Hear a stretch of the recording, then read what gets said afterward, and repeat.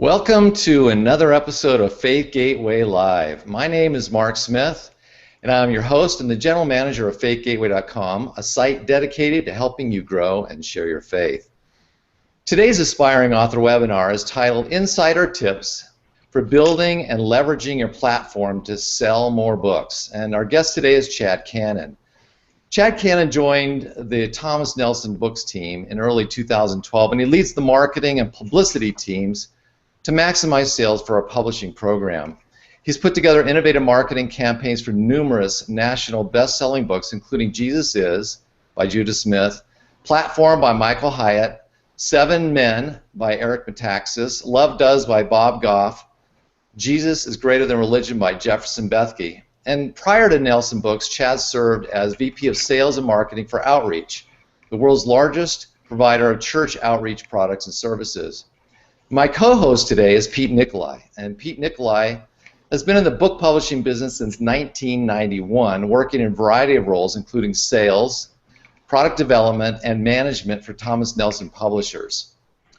He is the Director of Publishing Services for HarperCollins Christian Publishing and publisher of Westbow Press, which is the self-publishing arm of HarperCollins Christian Publishing. And I want to encourage all of you, you can actually tweet in your live questions via Twitter and use @FaithGateway using the hashtag #AspiringAuthor. So welcome, Chad and Pete. Thanks, Mark. Thanks, Mark. Yep. Hey, Pete, I'm going to hand it off to you, and you can kick off some questions for Chad. That sounds great. Yeah, it's great to be back on another webinar. And let me start by also thanking you, Chad, for taking some time to share some insights with us on how book marketing is evolving. We've seen a lot of changes in the last few years as ebook sales have been growing dramatically and readers continue to shift some of their purchases away from bricks and mortar to online bookstores.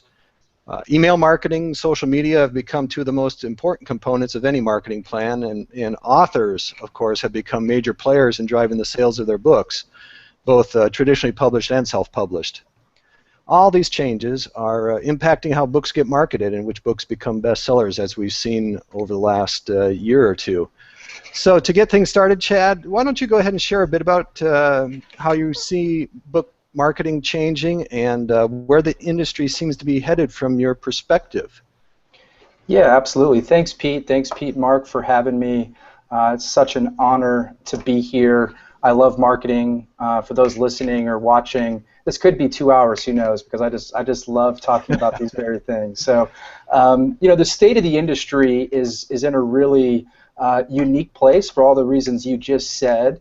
But I think we're in a place that is for us marketers and even authors, we have more opportunities to get our books out there that we control than ever before.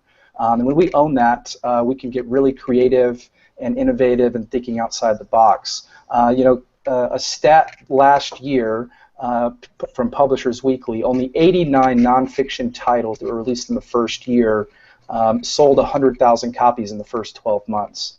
I think that's probably a shocking stat to most people. Some people think, oh, I write a book, I sell a ton of copies, and there's got to be hundreds of thousands of books selling that amount. It's just not true. Marketing and selling books is a very difficult business, but we've seemed to have some success and love what we do, and we have a great team and love pushing the envelope creatively. Well, that's great. I mean, and as we were preparing for this webinar and talking about the information that might be helpful, you mentioned the topic at the top of your list was clarifying what a platform might include. It goes beyond the social media components that tend to be in the spotlight. I think while the concept of a marketing platform has been around for a long time, its importance to an author and to publishers seems to be becoming paramount. Based on your experience, Chad, what are the most important components in an author's platform? That's a great question. I actually just did a presentation on this very thing at ECPA earlier this week. And platform, the way I see it right now and the way I try to sum it up to reframe that thinking is that platform is not social media. Platform is influence. And when we start thinking about platform as influence, it changes things. Those people that are afraid of testing Twitter and Pinterest, and do I have to spend all my time on social media? No, we've all got our circles of influence and figuring out what that looks like. Harvard Business Review published an article years ago before platform ever became popular in the publishing world, and Michael Hyatt stole the term and all of that. You know, platform is really about creating a tool that allows your audience to co-create value, to build on top of it. And when we think of platform as something that we can help our potential readers, people online, to be able to build on top of it with us and not just have a transaction, it changes the way we think about platform. And I think platform is influence when it comes to that. So if a platform is influence, you know, how does an author figure out where to focus? Because there's so many different possible channels, whether it is social media or public speaking or networking. You know, is there a way to pick something to focus on, or where does an author begin? It's a great question. What I always tell people is start somewhere, perfect it, and then feel like starting somewhere else while you've perfected the first thing. And for some of you, it could be Twitter, it could be Facebook, it could be Pinterest, it could be deciding who those influencers are in your life that can help spread the word. Creating 250, 500 names and capturing their email address and their mailing address and asking them, hey, I'm writing a book, would you be interested in spreading the word in your small network? If so, I'm going to do A, B, and C for you. I'm going to give you early advanced reader copy of the book. I'm going to, you know, keep you involved throughout, give you ideas to help promote it. I'm going to ask you ideas. That's the easiest way to start. All of us, if we sat down, you know, opened up Excel or just wrote down a list of people that you know that would love to hear about your story, you can start. You know, they don't have to be massively influential. You know, you don't have to be like, well, I got to find someone with 100,000 followers on Twitter. It's all about an engaged audience. You can start small. If it's social media, I would say you have to understand who your target audience is, and then you can decide which social media works based on that. For example, if you are a fiction author and you're YA, you're going to want to find a social media channel that's reaching a younger audience. You're going to want to get creative with potentially Twitter, Vine, or Snapchat, which are three, you know, that are geared towards younger people. If you're more of a women's nonfiction author, start thinking about Pinterest, Facebook. Those are converting the most. You're typically going to see an older audience on those social media channels. So I think it's, you know, secondarily, you got to define who your audience is, and then start finding out where they're reading. There's so many opportunities. Goodreads is another great example. People are on there all the time. You know, update your profile. You can start just garnering avid fans and readers from Goodreads. There's just tons and tons of opportunity. I think I could probably sit here and rattle off another 25 or 30, but for the sake of time, I won't. Pete, let me jump in here. So, Chad, can you give us some real-life author platform examples that you work with and show us how that platform helped them sell books? Absolutely. The first one that comes to my mind, and it's one that I just love, was Jesus Is by Judah Smith. You know, the book came out almost 2 years ago, about a year and a half, and we did an Instagram contest. And at that time, his Instagram following wasn't massive. But it was engaged audience, and we asked people for the first 2 weeks the book was out to post something fun from the book, whether it's the book cover, and then post it, share it, and within 2 days, and what we did was the incentive for them was a $25 iTunes gift card, winner every day, and the author would then share that on their own Instagram. So they kind of got some exposure that way. And within 2 days, I mean, we had 5,000 entries. And wow. People were doing crazy stuff. They were, you know, Obama was holding the book. You know, they were photoshopping Michael Jordan, Batman, and the book, you know, along with this. So it was stuff we couldn't have done by ourselves. That's why I would define as kind of co-creating value. We gave an opportunity for these people to build on top of something that was already there. You know, Instagram was obviously the tool and the technology, and then it just kind of had a life of its own. If you search that hashtag now, in Instagram, there's about 30,000 posts with the hashtag JesusIs. You know, and it's impossible to scroll down through 30,000 to see probably the first 5,000 were around this idea. But it was just great exposure, and gave another talking point around the book, which was all these crazy things on Instagram. Why is Batman holding Jesus? It was fascinating. So you've got all those different opportunities. You look and try to identify the channel, if you will, that might appeal to your target demographic the most, and you interact with them there, and on other platforms too. But is there one component that brings it all together that every platform needs to have? Absolutely. I would say right now an email list is non-negotiable. Yeah. Whoever has the list wins. And as I was talking about earlier, with kind of coming up with that list of people, you may not even have an email list right now. You may not have a blog that you're capturing it. But create a list of names, people that you know in your life. Just reach out to them and say, hey, can I keep you updated? And here's how I'm going to do that. You'll be surprised. You can build a list of 200 to 500 pretty quickly just by doing that and allowing them to opt into that and say you're going to keep them up to date. Obviously, there's creative ways to grow that list through social media. If you have social media, if you don't, on your blog, you've just got to make it a no-brainer. You got to make it front and center on your blog. Provide value. Give them a sample chapter if you're working on a book. Give them some exclusive things. Maybe it's you're packaging a whole blog series you've done or something that's exclusive to these people, and that's the best way to do it. I know we all hate pop-up windows, especially us in marketing, but they work. The numbers tell us they work. If you provide enough value, pop-up windows work. So there's tons of technology, WordPress, Squarespace, all of that's pretty easy to do. You can just Google or YouTube how to install a pop-up ad. They're free. You don't have to have crazy coding experience. So, at the end of the day, email is non-negotiable. Launch by Jeff Walker is a book that talks about how you can take a list of 500 and turn it into a profitable venture. If you're questioning whether email works, read that book. It'll tell otherwise. Yeah, I mean, I think the temptation is, especially with Facebook or Twitter or any of them really, that once you build a following there, it seems like you don't really need email as much. But didn't I hear something? When you do a post on Facebook on your page, does it go to everybody on that is a fan of that page?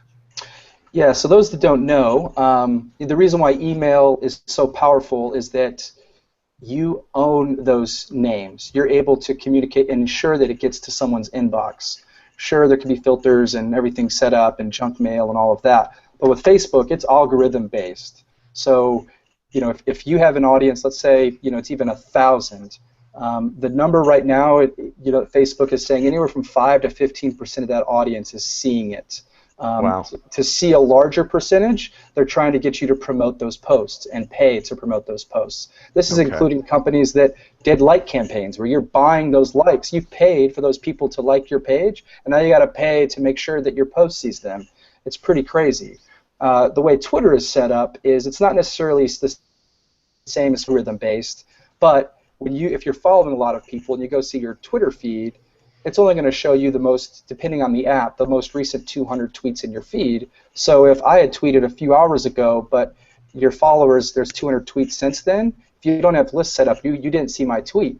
Twitter has actually just rolled out analytics. So if you're on Twitter, you can go to analytics.twitter.com, and it's phenomenal. They've done a great job. Their analytics are way better than Facebook.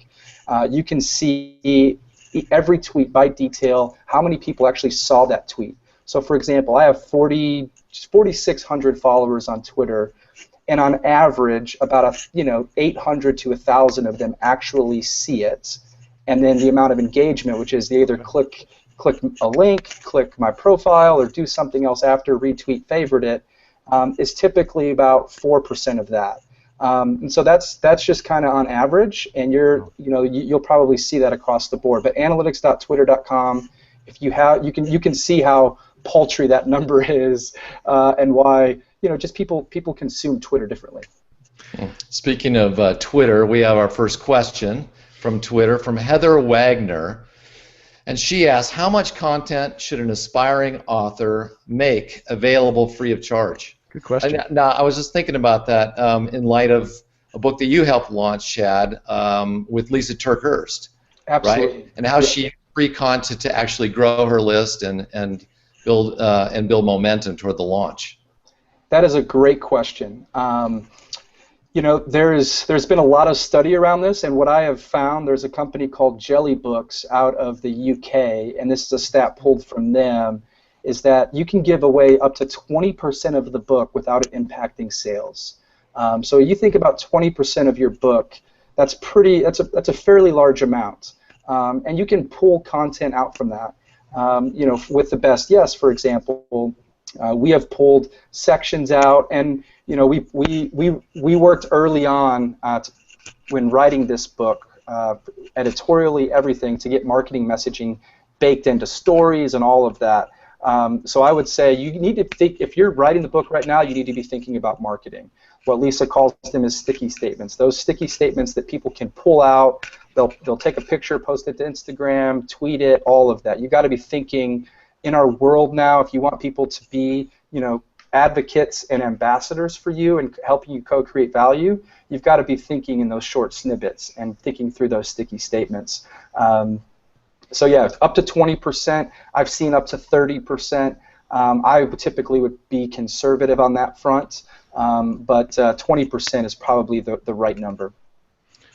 Yeah, I think in some ways you're just making it convenient for the reader, because you go to Amazon and you can look at an excerpt there that's probably 10 to 15% of the content there, but what you're doing by sending it straight to your reader is just making it a whole lot more convenient. They don't have to go find it on Amazon and stumble across whatever else they might have out there. So, absolutely. Yeah, I think, as Pete, as you said, in fact, the Amazon's is a bot, right? So publishers, we upload the ebook to Amazon. They grab the first 10% of a book, and that's the sample. So it's that fixed. So quite frankly, people are sort of immune to that first 10% because they know they can get it on Amazon for free. Absolutely. Yeah, So an example of a launch we did with Max Lucado is we were able to give away a splintered off part, a pocket prayer PDF. And he did a 4-week prayer challenge, and we got people into a sales funnel that way. That generated 85,000 leads, and wow. We've sold almost 4,000 copies of the book just on the thank you page. So there's a real live example of splintering off or creating some value that's different than that first 10%, getting people into a sales funnel, and then upselling the book. Plus, we've got 85,000 names now. We can continue to market to that list. So you pull some content out. You're selective about that, but can you save time, Chad? Do you think, by using the same messaging on multiple channels? How does that work?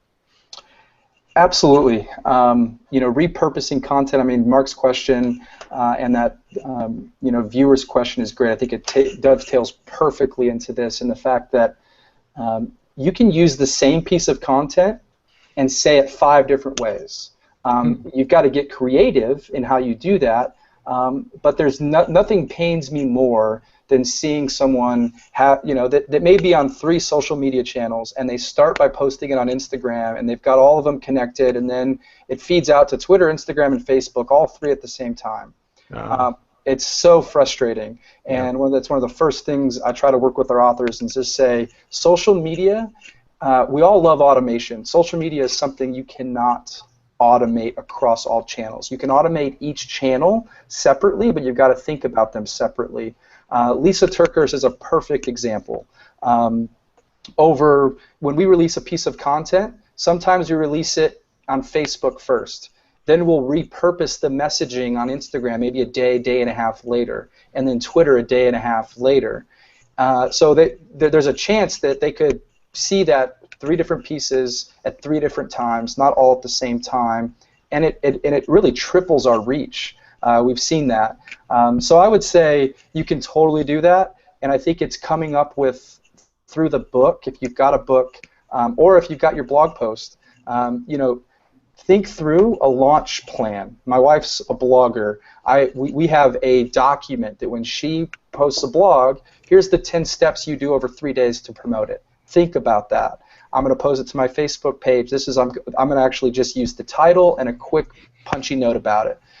4 hours later, I'm going to pull a quote, a sticky statement out of it, put it there. And that one piece of content becomes 10 different pieces of content on social media, pushing back to what we ultimately want someone to do. Through a book launch, you can do that as well. So here's a next Twitter question from Lauren White. She asks, when's the best time during your writing publishing process to start actively spreading the word about your project? Wow, that's a great question. We could probably argue. We could put a panel of experts up here and argue about that all day long. For me, I think it depends on how much you have to say and how creative you're going to be. If you don't have a lot to say and it's not going to be very different, I would say you don't want to do it too soon. You don't want it to be to the point where people can't get the book when you start talking about it if you're not adding value. If you're providing value, whether it's through your social, through your blog, through your email, 90 to 120 days is kind of that sweet spot for us. That's probably the right time. If you're doing it 30, 60 days, you're not behind the 8 ball, but you do need to create buzz before the book is available, and that could just be, when your authors ask us all the time, the first time you can really talk about it is to reveal the cover. Do something fun and creative when you reveal the book cover. That could be the first time you talk about it. To be honest, that could be 6 months out. Just because you mention it doesn't mean a week from now you got to mention it. You can leave them hanging until 90 days out, but the moment you have the book cover is really the first chance you can get your people excited about it, and then you can leave them hanging too, where you kind of build up that momentum to 90 to 120 days before. Is there a frequency that's necessary? We're talking about posting content 6 months out. How often should somebody be posting on their platform, whether it's Facebook or sending a blog post? What is a frequency, and how does that impact the success? Yeah, what I always say is deliver quality content consistently. For a blog, for a Twitter, for Facebook, that's going to look different. For a blog, it depends on where you're at in your writing career. If you're just starting, use your blog as your petri dish, your experiment. See what your people are resonating with. And I would challenge you to write 2 to 4 posts a week. Those that are writers, they're probably, I could never do that. I think you can. Jeff Goins would say, start by dumping the first 1,500 words of thought every morning. That's the first thing you do. If you really want to be a writer, spend the first hour, half hour, just dumping things down and publish it. Start seeing. Twitter is one of those. Twitter is a platform that it was created for ADD people. So you can post 20 times a day throughout the day, and you're not going to burn your audience up, because what we talked about earlier. Facebook, right, the way it displays it, and it's got a longer shelf life. You post 5 times a day, it's going to start to get annoying. But Facebook, if you're providing value, I would say 2 to 4. Pinterest, same thing, 2 to 4, 5. Instagram, it's Instagram, Pinterest, and Facebook's fewer. Twitter, you can have a lot more. It's all about conversation, all about engagement. And it's made for ADD people like me, and I love it. So, hey, here's a question from Jamie Carrillo. She asks, should you create a Facebook, Twitter, Instagram account for the book itself and ask people follow the book, or should they be following the author? Because now you got 2 sets of sites to maintain. Right. Yeah. The answer is promote the author, not the book. That being said, we have created some separate brands around the book, but that's only if it becomes kind of a massive hit. For example, we've got a Jesus Is Book Twitter handle, and it's because there's a lot going on, there's a lot of great content, and we figured it had a long shelf life, and the author wasn't going to keep promoting it on his channel, so we set up one for that, just so we didn't burn out his channel. But the reality is, in this day and age, we've got too much going on. I would say simplify. I would say promote you, the author. If you're going to write multiple books, it's just fewer and fewer things to worry about. People prefer, as social media is growing and maturing, people prefer to engage with an individual rather than a brand. You mentioned engaging, and all of this sounds a bit overwhelming to an author, especially for us introverts out there. As you post content, how important is it can you avoid some of those time-consuming interactions that might take place if you're posting enough content? Absolutely. This is a story that I think of all the time when I think about introverts that tell me, I'm an introvert, I'm not going to be any good at social media. It just feels like it's all about making noise, and you've got to be extroverted. And I had the pleasure of helping Lee Strobel start out on Twitter. Lee was a client of mine way back when kind of Twitter just started, and spent the day with him. If you know Lee, introvert, but he's a big-time introvert. He's a great storyteller, great speaker, phenomenal writer. But he is an introvert at heart. He loves downtime. And I spent a day with him showing him Twitter, and he lit up like a little kid on Christmas Day because he was able to reply when he wanted to. He could kind of have slow bursts. It gave him a way to interact with his audience on his time, rather than being forced to do it on stage or at an event or in front of people. That's, to be honest, I think the reason why social media has exploded is because it gives a place for introverts to kind of engage how they want to. When their energy level starts to subside, they don't have to be on it. And Lee tells me all the time, I probably get a text from Lee every 3 or 4 months. Thanks for getting me on Twitter. It's the best thing. Like, he just loves it because he's able to engage and chat and just really likes it. And for me, I have ebbs and flows. Like, I love Twitter at times and I hate Twitter at times. I'm in a love relationship with Twitter right now, and it's just fun. I've met people that I would have never met otherwise and have become friends, and they help promote books for me that I would have never thought, and Twitter gives me that opportunity, which is a lot of fun. So here's another question from somebody watching right now. Trina Lee asks, in the past, book launches seem to focus on the first week. What time frames would you recommend? Great question, Trina. And Trina is a avid fan of our books and books in general. I love Trina. She's on a lot of our launch teams. So that is a great question. I mean, as a publisher, and with us, the work that we have, it's tough to have a long-term plan for a book. I mean, we have it, but it's tough to execute it. Only a certain amount of books really get a 9 to 12 month plan.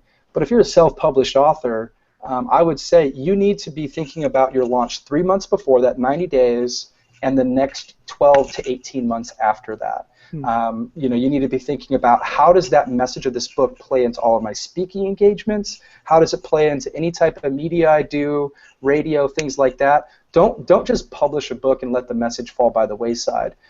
Yes, we as a publisher, we've got to make decisions, and the way we think about it is, the 6 months before and the 6 months after. And there's different levels of engagement, prior 6 months and post 6 months.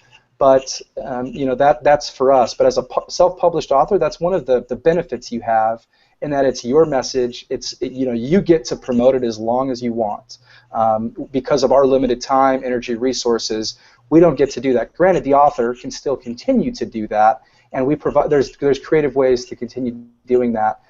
But some books, 60 days after launch, we have to say, the book's out there, it's going to ride, and we're going to continue to support it as an organization. Sure. But there's no longer developing tactics and things like that, proactively. So Pete, as we start to come to the half hour here, so there's a lot of people on here who are probably just getting started. Okay, I mean they're wanting to know what that next step is. Right. And I know that Wespo is really designed to kind of really provide that hand-holding that the first-time author has, but you also have the capability of putting somebody through so that there could be a handoff to traditional publishing if they if their book takes off as a self-publisher. How does that work, Pete? Yeah, we actually created Wespo 5 years ago. We're on our 5-year anniversary now, and we've helped a lot of authors self-publish their books, but we created it in the first place because we saw the success that was happening out there with self-publishing books. The Shack had been very big at the time, and there was other examples like that, and we wanted to try to figure out how can we have an inside perspective on what's happening in self-publishing. So we launched Wespo, and every month I take a look at the sales reports, and I look on Amazon and other places at the reviews for some of the best-selling Wespo titles, and then I send a report to our acquisition teams and to some of the agents I've worked with over the years, and we've had several titles get acquired because of that. We recently published Biking and Brotherhood by Dave Spurgeon. It's a great memoir from a guy that was in an outlaw biker gang, if you will, for years, and eventually came to the faith. But he tells his story and provides a very unique look at it, what that life was like. And we just announced the acquisition of Unlocking the Secrets of the Feast by Michael Norton, which is a great look at the feasts, the Jewish feasts in the book of Leviticus, and how those feasts correspond to prophetic statements about what might be happening today. So we're constantly looking for books in the Wespo list, and we use sales reports and reviews to tell us which ones we should be looking at for acquisition. And our hope is that self-publishing provides authors with the opportunity to demonstrate they have what it takes in the book marketplace, and those sales reports make it pretty clear. And I'd like to just take the opportunity to say we put together an offer for anybody on this webinar. If you'd like to talk with somebody about your book, or if you have a manuscript you'd like to consider self-publishing, there's a button on the page for the webinar that'll give you the opportunity to receive 40% off on selected Wespo publishing packages, and we put that together for everybody on this webinar. We'd be happy to talk to you if you just want to talk through what are the opportunities out there. Should you consider self-publishing? What might be a next step in going down that path? Yeah, and Chad, from your perspective, when you look at a potential author, I mean, obviously having a great platform reduces the risk. I mean, in a way, you kind of work like a VC, right? I mean, you have to assess the author, you got to look at their platform. But if an author had already hit sort of a home run in a self-publishing role, doesn't that reduce the risk and make it, more likely to, investment opportunity? Absolutely, absolutely. We publish about 60 brand new books a year, and I've been here 2.5 years. There has been probably 2 or 3 titles of those 60 every year, so probably 8 since I've been here. They were originally self-published titles that are now published titles. Not necessarily all through Wespo, but self-published titles that we have turned into published books and have done really, really well. They did well as a self-published title, and then when we're able to, we like the content, we've repackaged it, we've maybe done some editing to it, told the story maybe a little bit better now that they've got the resources of a larger publisher. And we've had some success that way. You're definitely right. It reduces the risk knowing that there was already an audience for it. It definitely says something to us. Okay. And also, I just want to say, for those that are watching right now and you're just stuck on getting your book written, okay, Pete here has actually written a book called, I think, Write Your Book, actually. That's it. And we have a coupon code below also on this webinar to get access to that. Pete, why did you write that book? I mean, is it, as you said, you talk to self-publishing people all the time. Yeah. What problem are you trying to solve with that book?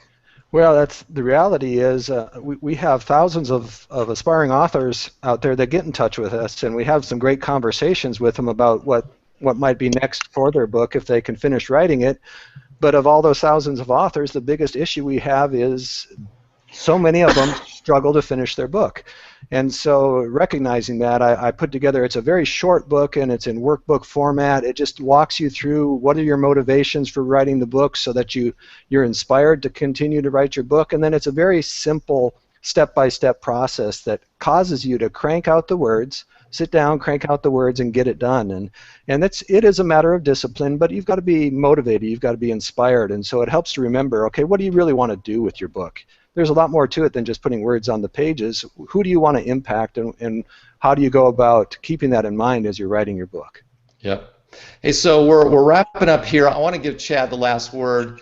What are some of the trends that you're seeing out there in the publishing deal? Like, I noticed Jefferson Bethke built this massive following on YouTube, and I'm seeing, as we market books every day, that's what I do for a living, video is playing such a powerful role, in marketing books. For the audience out here who may be camera shy, what's your advice to them besides just get over it?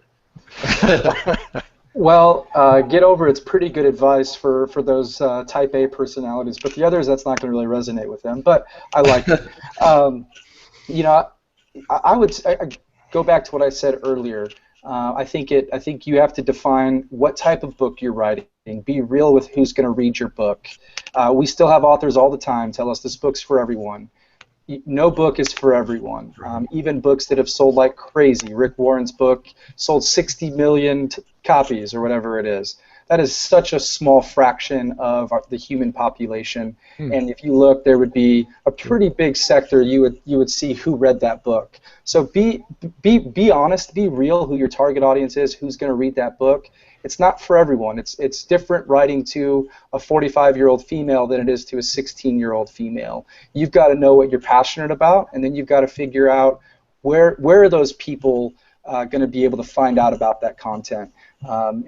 It just really depends. That's not necessarily social media. It's creating your email list.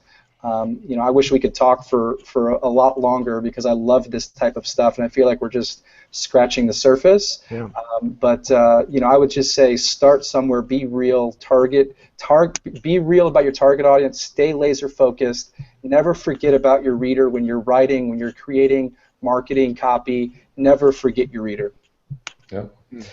All right, well, I want to thank Pete and Chad for this time together, and thank everybody who attended this live webinar.